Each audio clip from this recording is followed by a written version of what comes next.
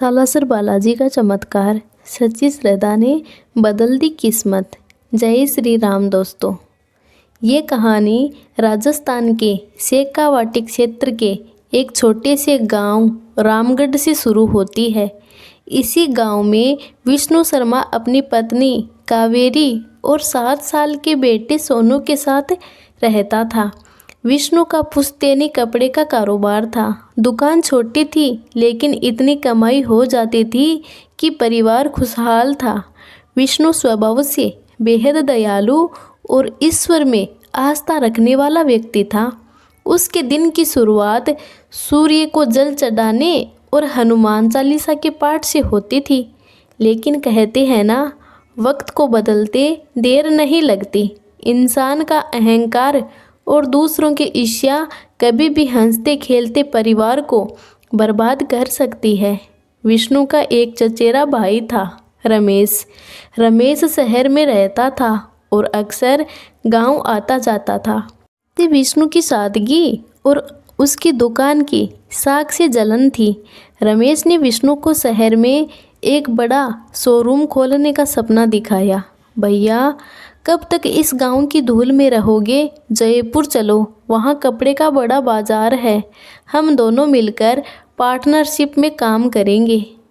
पैसा मैं लगाऊंगा, हुनर तुम्हारा होगा। रमेश ने अपनी चिकनी चुपड़ी बातों में विष्णु को फंसा लिया।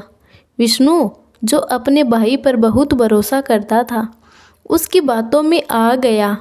उसने गांव की अपनी पुश्तैनी दुकान और खेत बेच दिए ताकि वह भी व्यापार में कुछ पूंजी लगा सके। कावेरी ने बहुत मना किया। उसे किसी अनहोनी का आभास हो रहा था, लेकिन विष्णु को अपने भाई पर अटूट विश्वास था।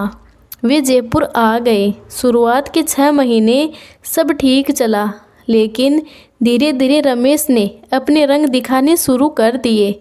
उसने धोखे से सारे कागजातों पर विष्णु के हस्ताक्षर ले लिए और व्यापार को पूरी तरह अपने नाम कर लिया। एक रात रमेश ने विष्णु को घर से और व्यापार से बेदखल कर दिया। किस बात का हिस्सा? ये सब मेरा है। गांव से जो पैसे लाए थे वे तो घाटे में डूब गया। अब यहाँ से जाओ वरना पुलिस बुला लूँगा। ये कहते हुए रमेश ने धक्के मारकर विष्णु को बाहर निकाल दिया। जयपुर जैसे बड़े शहर में जहाँ हर चीज़ की कीमत थी, विष्णु अपनी पत्नी और बच्चे के साथ सड़क पर आ गया। जेब खाली थी और सिर पर छत नहीं थी। स्वाभिमानी विष्णु गांव वापस नहीं जा सकता था, क्योंकि वहाँ सब कुछ बिक चुका था और लोग ताने मारते। उसने शहर के बाहरी इलाके में एक कच्ची बस्ती में एक छोटा सा कमरा किराए पर लिया। जिस विष्णु के हाथों ने कभी सिर्फ कपड़ों की नजाकत को परखा था, अब वही हाथ पत्थर तोड़ने और ईंट ढोने को मजबूर थे। वह दिहाड़ी मजदूर बन गया। कावेरी, जो कभी घर की रानी थी, अब दूसरों के घरों में बर्तन मांजने लगी। लेकिन असली मुसीबत अभी आनी बाकी थी। गरीबी से तो वे लड़ रहे थे, लेकिन नियति ने उन पर एक और वज्रपात किया। उनका बेटा सोनू, जो उनकी आंखों का तारा था, अचानक बीमार रहने लगा। पहले तो लगा कि मामूली बुखार है, लेकिन धीरे धीरे सोनू के पैरों में कमजोरी आने लगी। एक दिन खेलते खेलते वह गिर पड़ा और फिर उठ नहीं पाया। सरकारी अस्पताल के चक्कर शुरू हुए।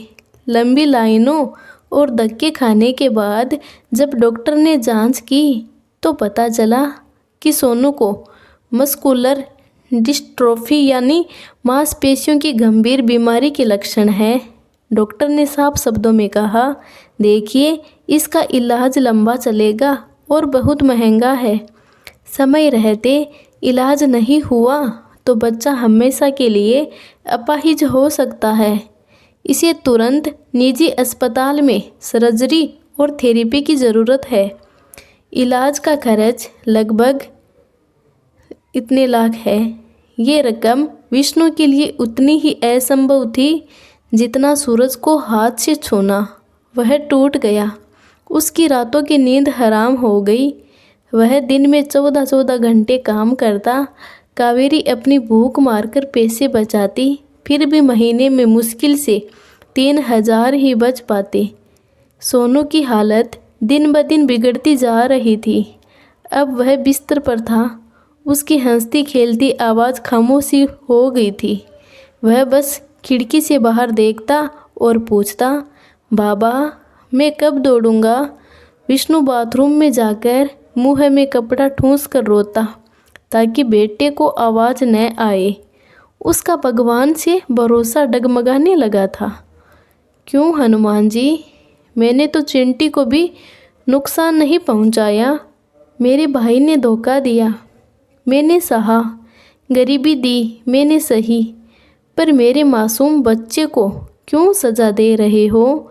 एक शाम विष्णु भारी मन से काम से लौट रहा था। वह एक पुरानी चाय की दुकान पर रुका। वहाँ एक बूढ़ा साधु जैसा व्यक्ति बैठा चाय पी रहा था। उस व्यक्ति के चेहरे पर एक अजीब सा तेज था। विष्णु की सूजी हुई आंखें और उदास चेहरा देखकर बाबा ने आवाज़ दी, बेटा क्यों इतना परेशान है? लगता है जीवन का बोझ अब कंधों से उठ नहीं रहा। विष्णु, जो किसी से अपना दुख नहीं बांटता था, उस दिन अपने आप को रोक नहीं पाया। वह अजनबी बाबा के पास बैठा और फूट फूट कर रो पड़ा। उसने अपनी सारी कहानी, भाई का धोखा, गरीबी और बेटे की बीमारी सब कह सुनाई। बाबा ने बड़ी शांति से सब सुना। फिर उन्होंने अपनी झोली से एक लाल रंग का धागा निकाला और विष्णु के हाथ में दिया। देख बेटा, दुनिया के डॉक्टर जब हाथ खड़े कर दे तो समझ लेना कि फाइल अब बड़े डॉक्टर के पास भेजनी पड़ेगी। तूने सालासर बालाजी का नाम सुना है? विष्णु ने सिर हिलाया। सुना है बाबा, पर कभी गया नहीं। बाबा बोले, वहाँ जो हनुमान जी है वे दाढ़ी मूछ वाले हैं। वे गस्तों के देवता है। उन्होंने राम जी की सेवा की, लेकिन अपने भक्तों की सेवा उससे भी बढ़कर करते हैं। तू एक काम कर, अपनी पत्नी और बच्चे को लेकर सालासर धाम जा। वहाँ जाकर प्रार्थना कर और अपनी अर्जी लगा। लेकिन याद रखना, वहाँ मांगना नहीं है, वहाँ सिर्फ समर्पण करना है। कह देना, बाबा अब ये डोर तेरे हाथ में है, चाहे तो पार लगा, चाहे डुबो दे। विष्णु के मन में एक अजीब सी ऊर्जा का संचार हुआ। उसके पास किराए के पैसे भी बड़ी मुश्किल से थे, लेकिन उसे लगा कि शायद यही अंतिम रास्ता है। घर जाकर उसने कावेरी को ये बात बताई। कावेरी ने तुरंत अपनी बची खुची एक सोने की लौंग निकाल कर दी। इसे बेच दो, हम कल ही सालासर चलेंगे। अगले दिन उन्होंने यात्रा शुरू की। जयपुर से सालासर की दूरी तय करने के लिए उन्होंने बस पकड़ी। सोनू को विष्णु ने अपनी गोद में उठा रखा था। बस में इतनी भीड़ थी कि उन्हें खड़े होकर जाना पड़ा। सोनू दर्द से करा रहा था, लेकिन विष्णु उसे ढांढस बंधाता रहा। सालासर पहुँचते पहुँचते शाम हो गई। वहाँ का माहौल देखकर ही विष्णु के मन को थोड़ी शांति मिली। चारों तरफ जय बालाजी, जय पवनपुत्र के जयकारे गूंज रहे थे। भक्तों की भीड़ थी। कोई पैदल आ रहा था, कोई दंडवत यात्रा कर रहा था। विष्णु और कावेरी ने एक सस्ती धर्मशाला में रात बिताई। अगली सुबह मंगलवार का दिन था। ये बालाजी का सबसे प्रिय दिन माना जाता है। उन्होंने सोनू को नहलाया और मंदिर में उपलब्ध व्हील चेयर पर बैठाया। मंदिर की लाइन बहुत लंबी थी।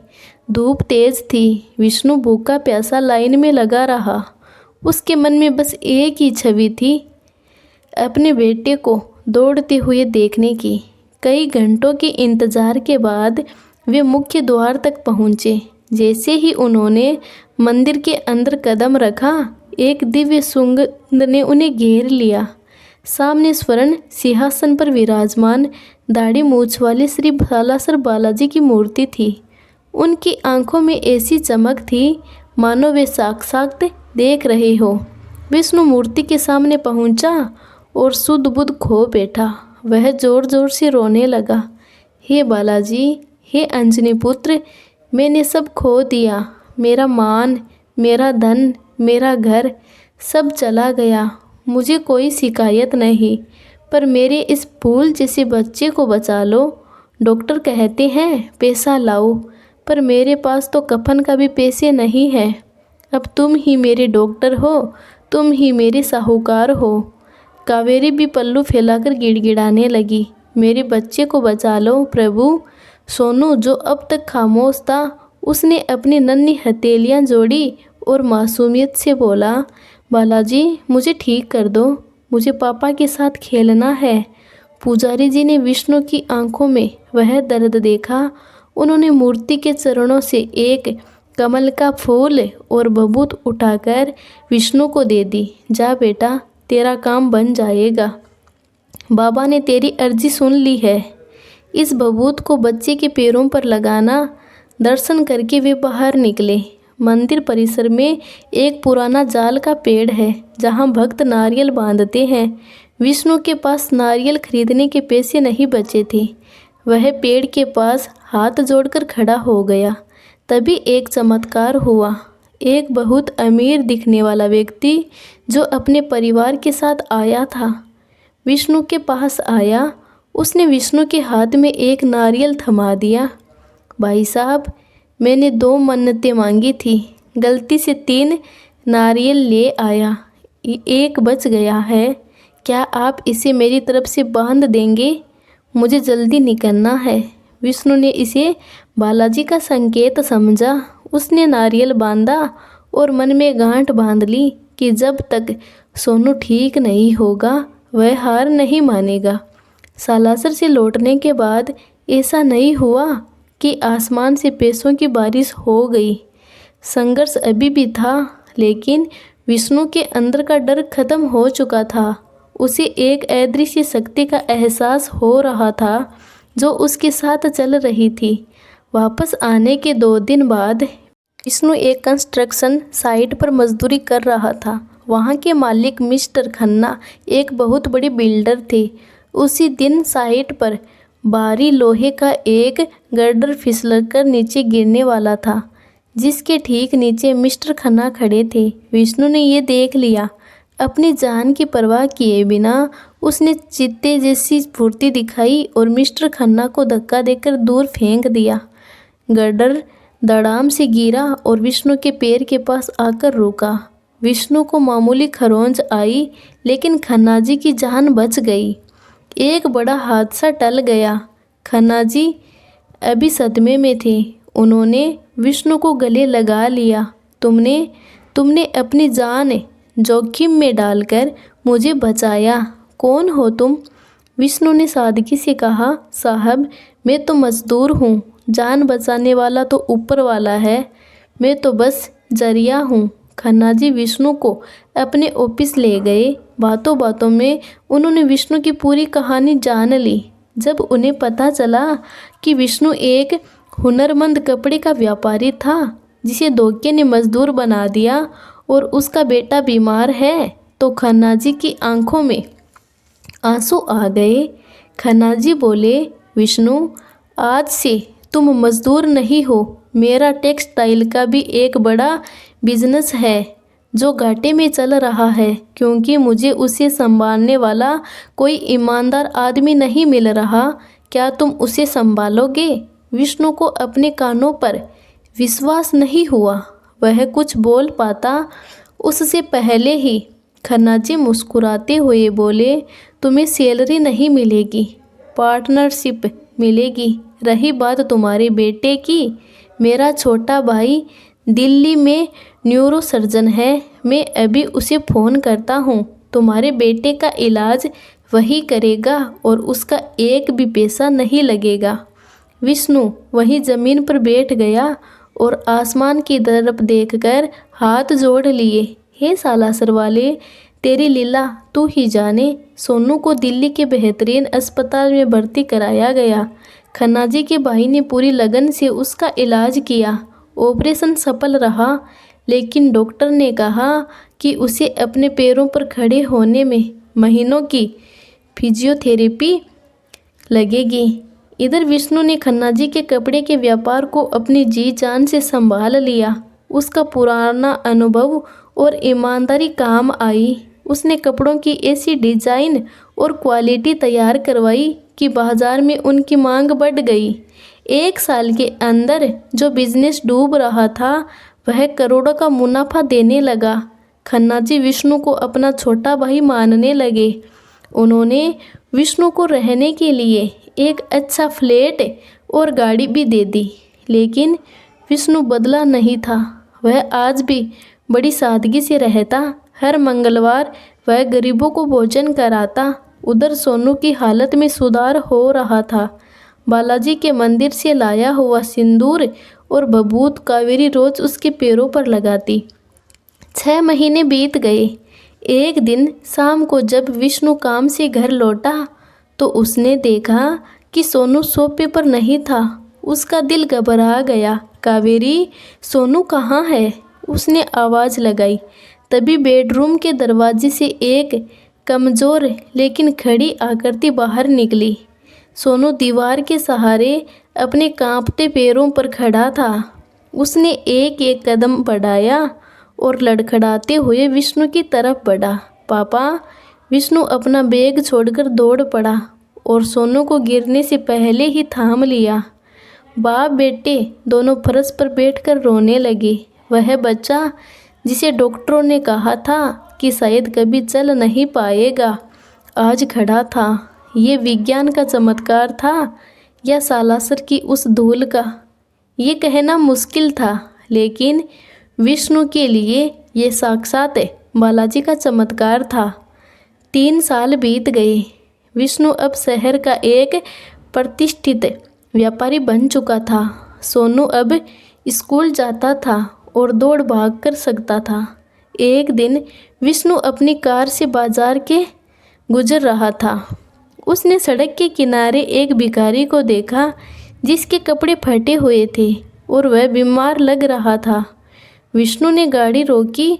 उस चेहरे में कुछ तो परिचित सा था। पास जाकर देखा तो उसके पैरों तले ज़मीन खिसक गई। वह कोई और नहीं, उसका चचेरा भाई रमेश था। वही रमेश जिसने उसे घर से निकाला था। रमेश ने जुए और सट्टे में सब कुछ गंवा दिया था। उसके बुरे कर्मों ने उसे सड़क पर ला खड़ा किया था। उसका परिवार उसे छोड़कर जा चुका था। विष्णु को देखकर रमेश ने पहचानने की कोशिश की और पहचानते ही शर्मिंदगी से उसकी आंखें झुक गई। वह वहाँ से भागने की कोशिश करने लगा, लेकिन विष्णु ने उसका हाथ पकड़ लिया। रमेश भैया! रमेश फूट फूट कर रोने लगा। मुझे मत छुओ विष्णु, मैं पापी हूँ। मैंने तेरे साथ बहुत बुरा किया। ये उसी की सज़ा है। मुझे पुलिस के हवाले कर दे या मार डाल, पर मुझे माफ़ मत करना। विष्णु को गुस्सा आना चाहिए था। उसे बदला लेना चाहिए था, लेकिन उस सालासर बालाजी के भक्त के दिल में नफरत के लिए जगह नहीं थी। विष्णु ने रमेश को गले लगा लिया। भैया, इंसान गलतियां करता है, लेकिन माफ़ करना ईश्वर का काम है। जो हुआ उसे भूल जाओ। चलो घर चलते हैं। रमेश को यकीन नहीं हुआ। तू मुझे अपने घर ले जाएगा, उस घर में जहाँ तेरी खुशियाँ हैं? विष्णु ने कहा, तुम मेरे भाई हो। चलिए। विष्णु रमेश को घर लाया, उसका इलाज करवाया और उसे अपने ही ऑफिस में एक छोटा सा काम दे दिया ताकि वह इज्जत की रोटी कमा सके। रमेश पूरी तरह बदल गया। वह दिन रात विष्णु और उसके परिवार की सेवा में लगा रहता। अब विष्णु के जीवन में सब कुछ पूर्ण था, धन, स्वास्थ्य, परिवार और सम्मान। लेकिन एक चीज़ बाकी थी, बालाजी को धन्यवाद देना। अगली पूर्णिमा को विष्णु ने एक बड़ा आयोजन किया। वह सिर्फ अपने परिवार के साथ नहीं, बल्कि 5 बसों में भरकर उन गरीब मजदूरों को भी साथ ले गया जिनके साथ उसने कभी पत्थर तोड़े थे। सालासर धाम पहुंचकर एक अद्भुत नज़ारा था। विष्णु, कावेरी और सोनू, जो अब अपने पैरों पर चलकर आया था, सभी ने मंदिर के मुख्य द्वार पर साष्टांग दंडवत प्रणाम किया। उन्होंने मंदिर में सवामणी का भोग लगाया। जब विष्णु आरती के समय खड़ा था तो उसे एहसास हुआ जैसे बालाजी की मूर्ति मुस्कुरा रही है। आरती के बाद विष्णु मंदिर के प्रांगण में खड़ा होकर जोर से बोला, भाइयों और बहनों, लोग कहते हैं कि चमत्कार कहानियों में होते हैं, लेकिन मैं कहता हूँ चमत्कार हमारे विश्वास में होता है। मैं एक दिन इसी दर पर भिखारी बनकर आया था। आंखों में आंसू थे और जेब खाली थी। मैंने बाबा से शिकायत नहीं की, न ही अपनी समस्या बताई। मैंने बस अपना सर्वस्व उन्हें सौंप दिया। मैंने कहा था, तू ही नाविक, तू ही पतवार। और देखो, उन्होंने मेरी डूबती नाव को न सिर्फ बचाया बल्कि उसे सोने सा बना दिया। फिर उसने भीड़ में खड़े लोगों से कहा, जीवन में जब सारे दरवाजे बंद हो जाए, जब अपने भी मुंह फेर ले, तो निराश मत होना। बस एक बार इस सालासर वाले की चौखट पर आकर माथा टेक देना। ये आपसे सोना चांदी नहीं मांगता, ये तो बस भाव का भूखा है। राम नाम का जाप और हनुमान चालीसा का एक पाठ आपकी किस्मत की लकीरें बदल सकता है। विष्णु ने वहाँ एक धर्मशाला बनवाने की घोषणा की, जहाँ गरीब लोग मुफ्त में रह सके और भोजन कर सके। उसने उस धर्मशाला का नाम रखा सेवा समर्पण भवन। विष्णु की कहानी हमें सिखाती है कि कर्म का फल इंसान को ज़रूर मिलता है। रमेश ने बुरा किया, उसे बुरा फल मिला। विष्णु ने धैर्य और अच्छाई रखी, उसे अमृत मिला। माफ़ी सबसे बड़ा धर्म है। विष्णु ने रमेश को माफ़ करके ये साबित किया कि बड़ा आदमी वह नहीं जिसके पास दौलत है, बल्कि वह है जिसका दिल बड़ा है। विश्वास की शक्ति से कुछ भी संभव है। दवा और दुआ जब साथ मिलती है तो मस्कुलर डिस्ट्रोफी जैसी लाइलाज बीमारी भी घुटने टेक देती है। सालासर बालाजी आज भी वही विराजमान है, अपनी दाढ़ी मूछ वाली सौम्य छवि के साथ, लाखों भक्तों का इंतजार करते हुए। न जाने कितने विष्णु रोज़ वहाँ आते हैं और नई उम्मीद लेकर जाते हैं। अगर आप भी राजस्थान जाए तो सालासर बालाजी के दर्शन जरूर करें। सच्चे मन से उन पर विश्वास करके उनसे प्रार्थना करके देखें, आपके बिगड़े काम ज़रूर बनेंगे। दोस्तों, आशा है ये कहानी आपको पसंद आई होगी। अगर पसंद आई हो तो वीडियो को लाइक करके कमेंट में जय श्री राम, जय श्री हनुमान ज़रूर लिखें। चैनल पर अगर पहली बार आए हैं तो चैनल को सब्सक्राइब ज़रूर करें। जय श्री राम, जय हनुमान।